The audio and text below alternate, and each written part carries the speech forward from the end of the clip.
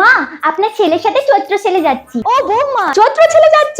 এসো এসো, ভালো করে কেনাকাটা করে তবে ফিরো, ঠিক আছে? মা, আপনার জন্য কি আনবো?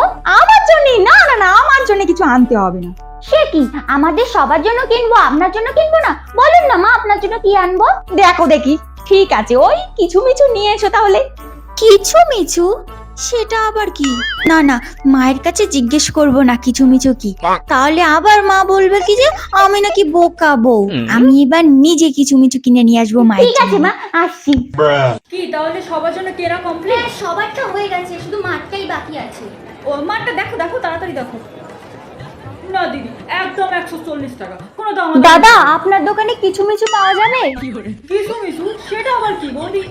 আমার দোকানে কিছু মিছু নেই। নেই? আচ্ছা। এদিকে আসেন দিদি, এদিকে আসেন, নাইটি আছে, শাড়ি আছে, এদিকে আসেন, এদিকে আসেন। দিদি কিছু লাগবে?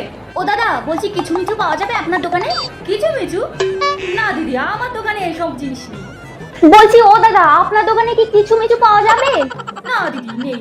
আপনার কাছেও নেই? ও দাদা, বলছি আপনার দোকানে কিছু মিছু পাওয়া যাবে গো? কিছু মিছু আবার কি? না দিদি, নেই। মা কি আনতে বললো আমায়? কিছু মিছু তো কোথাও খুঁজে পাচ্ছি না। কোথাও খুঁজে পেলাম না, কি বৌমা চলে এসছো? কি কেনাকাটা করলে দেখি?